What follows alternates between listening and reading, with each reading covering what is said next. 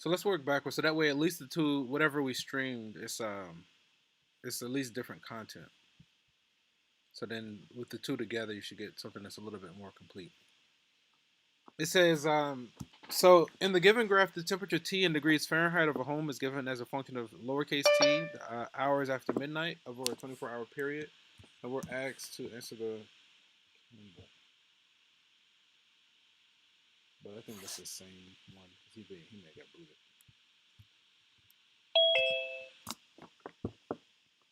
Oh, let's go like this. Yeah, that's fine. Okay. So, what temperature is the thermostat set during daytime hours? Right. So this is what, about 7 or 8. So what's this temperature? It looks like it's about 72. Let's go 72. It might even be 73 because we're kind of eyeballing it. Okay, we're gonna let the thermostat is set to what overnight. So at nighttime, it looks like it's maybe 51.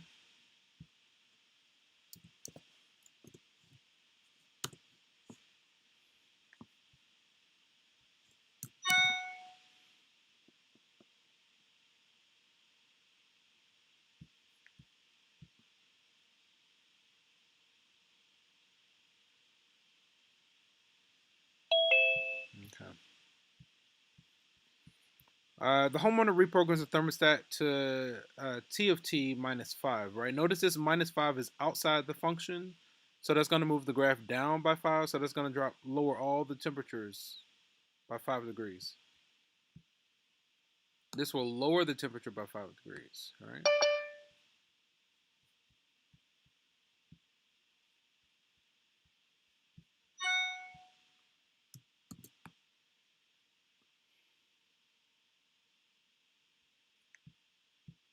Who are we missing? How many are we missing?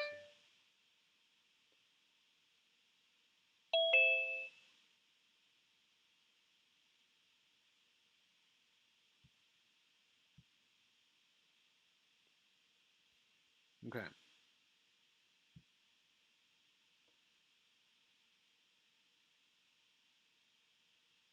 Hang on.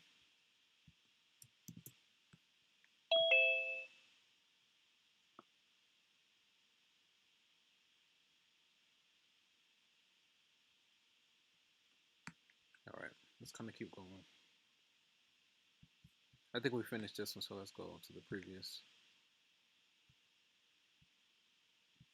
What else? Oh, this one. So lower the temperature by 5, so it's the exact same graph. Instead of that being 51, this is the only one.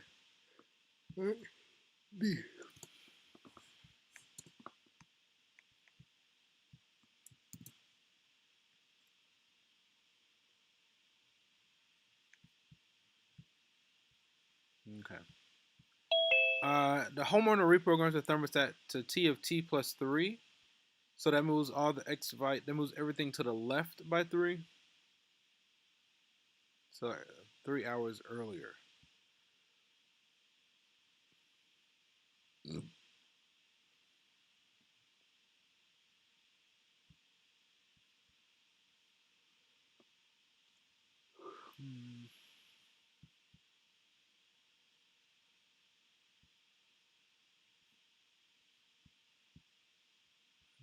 Okay, I think that was, nope, there's another one. So we see the original graph. If we move up by 3 hours, let me see something.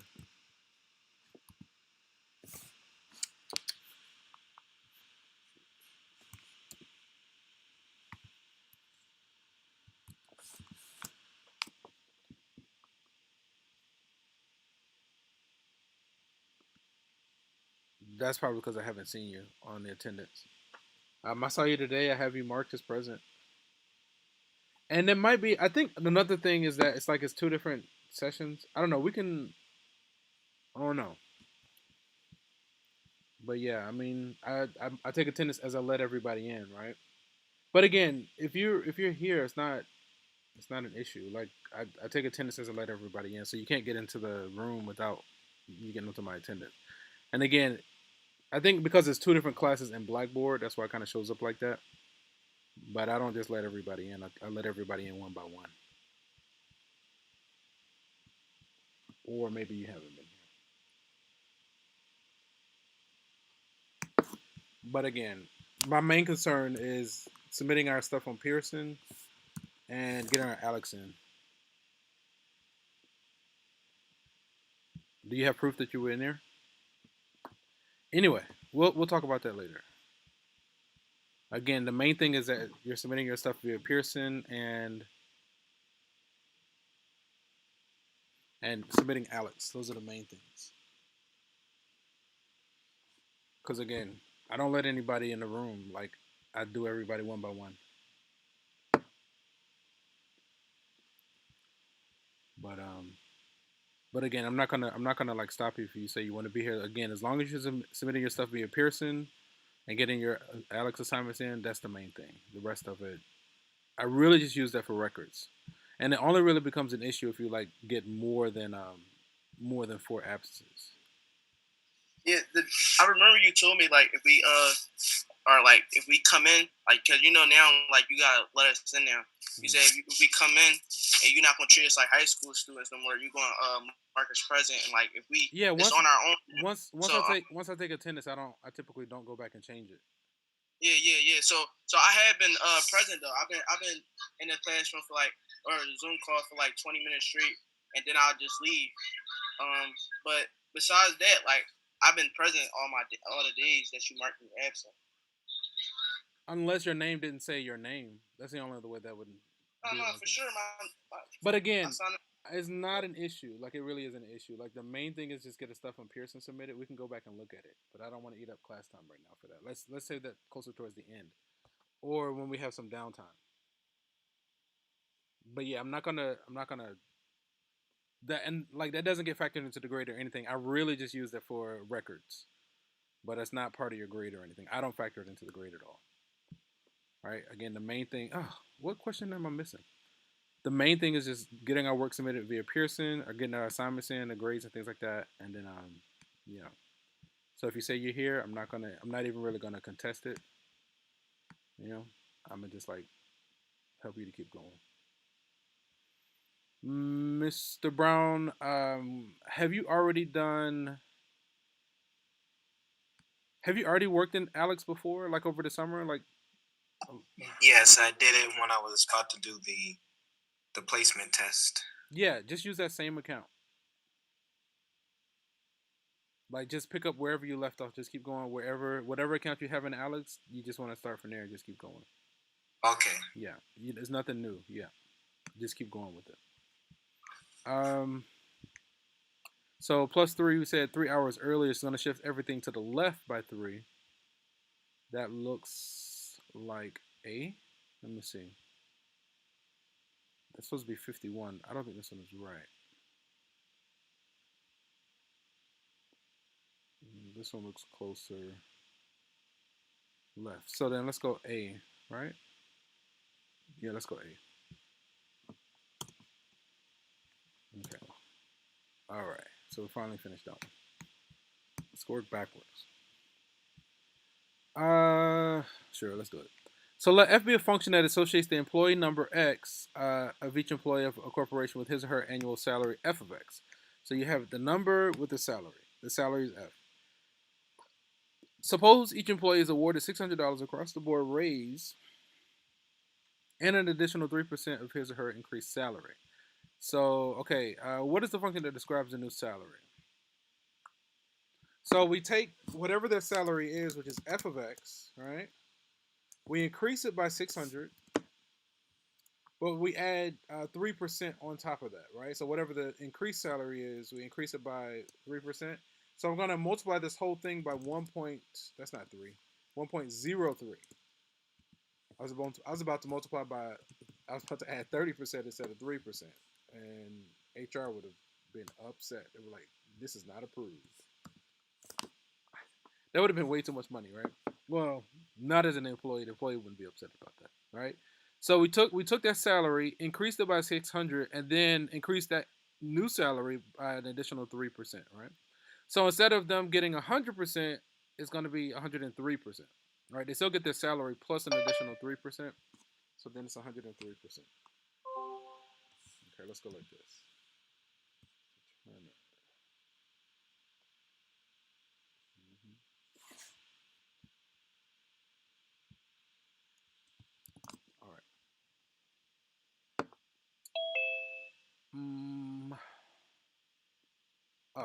So if we distribute the 1.03, what's 3%? Let me see. 10% would be 60. 1% would be what? $6. So $18. So 618. Okay, I think this is it. Okay.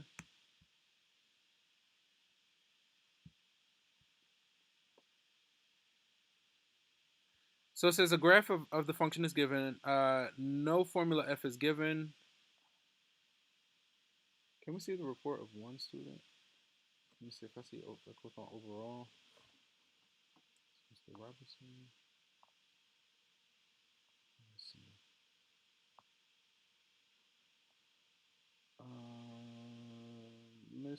Mr. Oh, I see. Let me see. 1, 2, 3. Let's see what he's referring to. Hmm. Let's go here.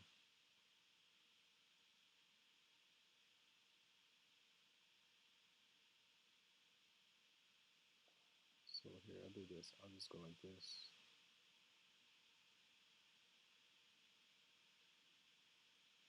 So, Mr. Robertson, I went on to change, because again, I do take attendance as I let people in, but again, I also say I'm not making a big deal about attendance. So, it's not even really not a big deal. It's not factored directly into the grade.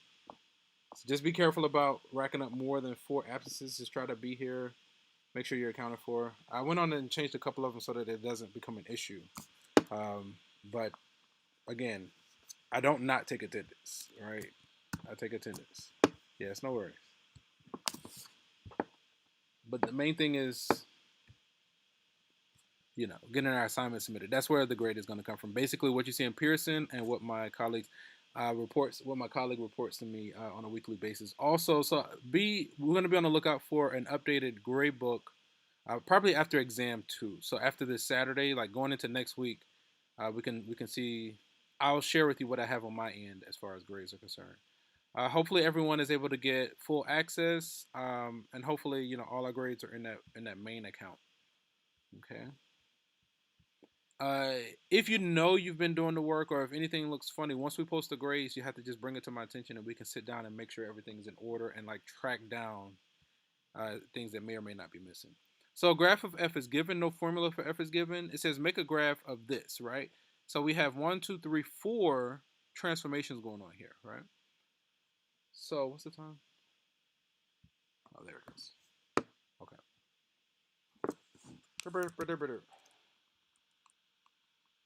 I don't think there's a 1.7. I think we only went through 1.6. Yeah, I'm only limited to 1.6. Right? Yeah. Even if there is a 1.7, I think we stopped at 1.6. So I really wanted to take this week to just kind of be reviewing because our exam opens up on Tuesday. Now, normally, we would take that exam in seat in the proctored space, but obviously we're not doing that right now. So, we just get a little bit extra time. Yeah, and I usually take the whole week to kind of just everything is testing related, either reviewing for the test. Normally we take a class to take the exam, but we don't have to do that this go, so we have a little bit of extra time. Yeah, so just hopefully you can take advantage of it, work on something, keep ask questions, get your stuff in order, and keep it moving. It should be, in my opinion, it should be lighter as long as you just keep moving and you just like on even if you only work during class time. Like I want to say that's enough time to just knock out the assignments, honestly. And like if you're stuck on anything, if you ask during class, you can get a lot of help. It should go a lot faster, you know, than other traditional routes or whatever. Okay, so the first transformation it says, let me see, I'm gonna follow this peak, right? This peak looks like it's what, two, maybe what is that? 2, 4, 6. That's 8, like maybe 2, 9, something like that. I'm gonna follow this peak. First, it says go right by 2. I think each tick mark is about 2. So if we go right 2, then if we multiply the outside by a number between 0 and 1, that's going to do a vertical compression. So it's going to be smushed. So it can't be B. Let me see. So we go right 2, smush vertically by a factor of a third. We flip it top to bottom, and we went up 4.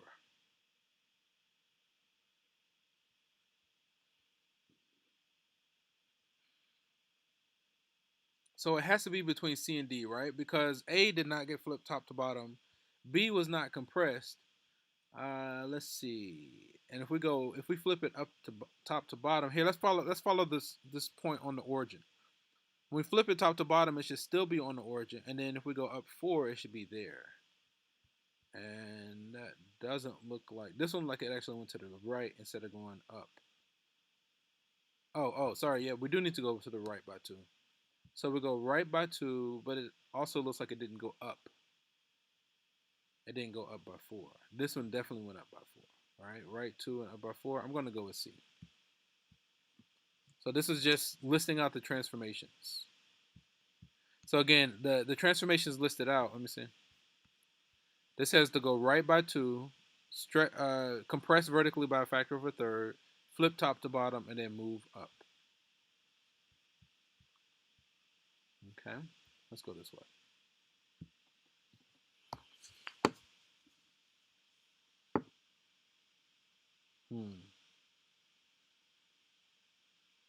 Yeah, that would be nice. Okay, this one just says we did what? We go to the right by 1. So if we follow the point in the center, this is the only one that went right by 1. I was tracking this point that's on the origin. To me, that was a little bit easier to track. This point here, we just go right by 1. Then you can see the center went to the left, and went down, and went up. This is the only one that went to the right.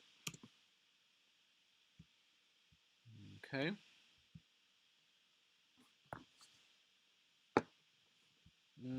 So we multiplied the inside by a number between 0 and 1, right? So normally when we multiply by a smaller number, you would think that the graph will get smaller. But again, because this number is on the inside, it's the reverse of our intuition. So it should be stretched horizontally by a factor of 2. All right, it looks like the only one that was stretched horizontally by a factor of 2 is C. The y values stay the same, but all the x values essentially get multiplied by 2. Okay.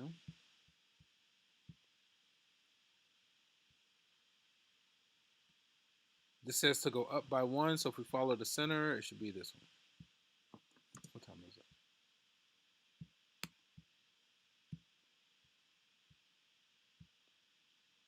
Okay, it says, okay, we're going to start with x cubed, right? So we want to write the equation of a graph of these transformations. So I'm going to do it like this, x to the power of 3. I'll put my x inside the parentheses, right? It says shifted 2 units to the left. If we're going to the left, that means we need to add 2 on the inside. Stretch vertically by a factor of 3, so multiply by 3 on the outside. Reflected horizontally, so we need to multiply the inside by a negative, and I'm going to leave it like this to see if it accepts it. Shifted 5 units up, so we need to say plus 5 on the outside. Let's cross our fingers. Okay, that actually works. That I might have to like rewrite it or something.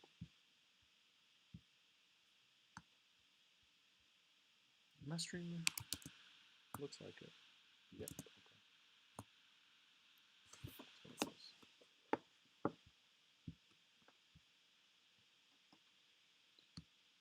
Equation. So the basic shape is x squared. It's upside down, so the outside by negative. Shifted right by 4, so that we got to subtract 4. So it's either B or C, and then up by 3. So then it should be, it should be B or D, and then D is the only one that does that. Goes up by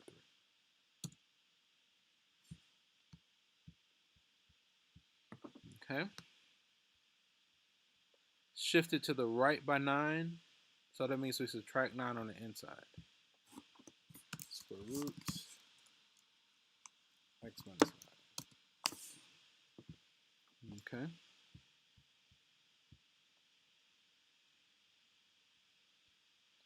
It's a step function that says go left by 1. It could be not D. And then stretch vertically by a factor of 3. So that should be A. B and C were compressed, so it should be A.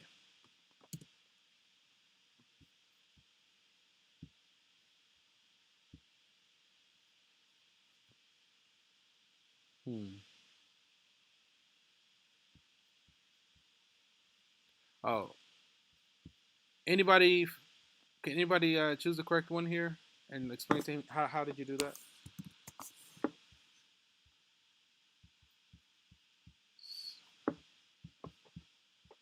So is this one like A, B, C, or D?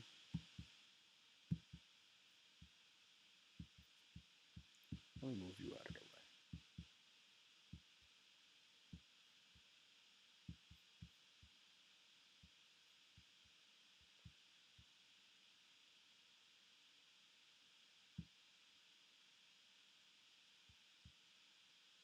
Okay.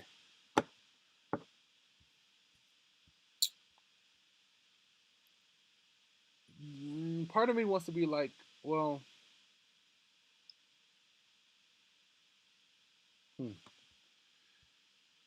All right. So let's list up the transformations. Right. This is going to be a V-shaped graph. This says to go left by 1, flip top to bottom, and then go down by 3.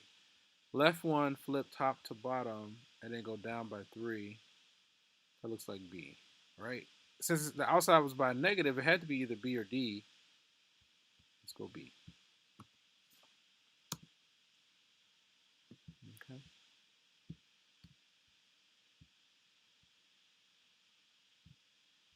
To graph this, okay. So I'm gonna click on the graphing tool. This is a parabola vertex, right? So the vertex is gonna go right 5 and up 4, 5 comma 4. And then let's see, I think we did this one. Oh, I think I did this with other group. When x is 4, when x is 4, this is negative 1.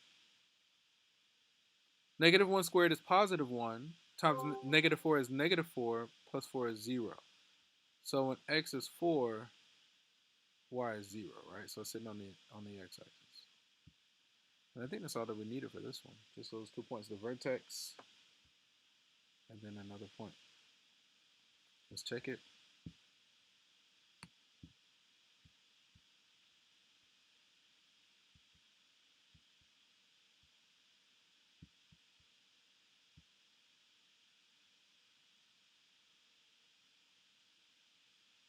Okay.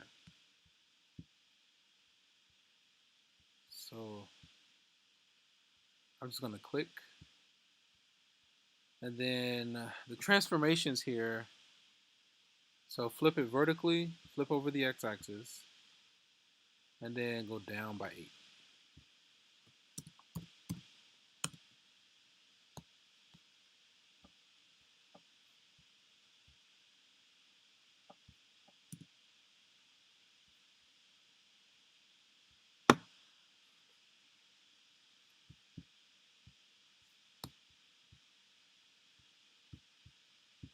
Okay.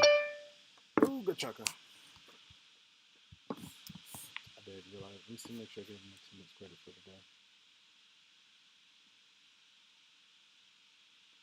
Who is this? Mr. I think I did. Let's see, make sure. Yeah, looks like it. Yeah. I heard him when he left. Okay. Let's do this one. Click to enlarge. To plot. So we're going to put the vertex at the origin. It says go right 2 and up 2. Horizontal shift to the right by 2.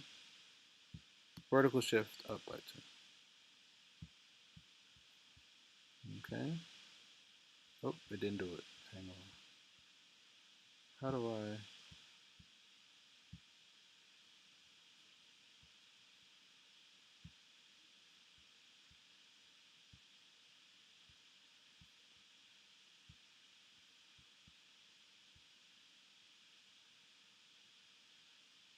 That's up by 2. This is going to go to the right by 2.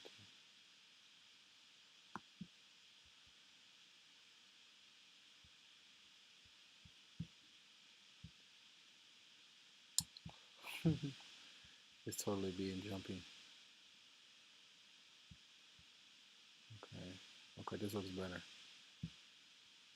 Save. Check. Okay.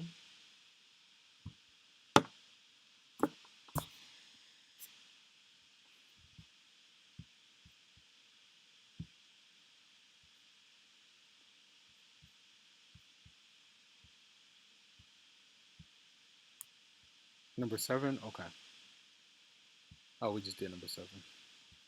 Use transformations of this to graph this. Okay. Oh, so we did a +7 on the inside. That's going to move the V to the left by 7, so it should be D.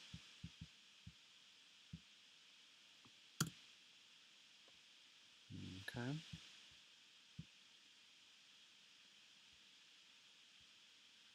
This 5 is on the outside, so that's going to move it up by 5. The only one that moved up by 5 was this guy. Okay.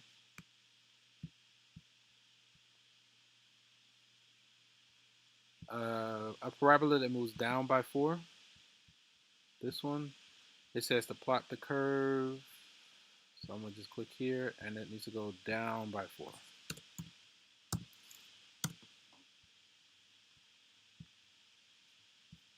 Save. Check.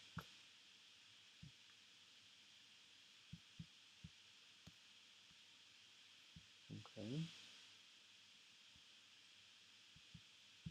Yeah. We're almost done with this section. But that's what happened last time we did it. It just went just like that.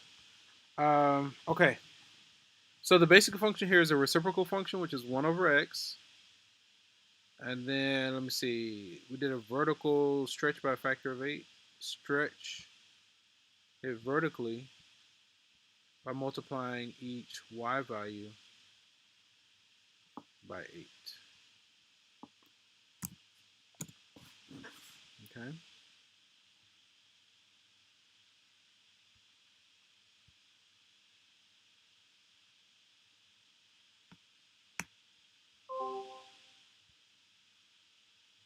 Oops, not there. Okay, so the first one we multiplied the outside by a negative, so that's going to flip it vertically over the x-axis, right? This one. So it's like the y values go from positive to negative. Then the second one we multiply the inside by a negative, so we're going to flip it horizontally. That means the y values stay the same, but the x's go from positive to negative. Okay. And what time is it? Let's do one more. Oh, we did a +2 on the outside. That's going to move it up by 2. And then it looks like the second one is going to move it down by 1. Okay. So if you guys didn't have any questions, I'm going to let you go. And I'll still be on the line if you wanted to ask questions or if you wanted to look at something else. For tomorrow, we're just going to review section 1.4. We're going to kind of keep working backwards. And hopefully that should kind of have us ready for the exam, right? Again, the exam should open up on Wednesday. And it'll be available until Saturday for full credit. Okay, guys. Enjoy the rest of your day. I'll see you guys tomorrow.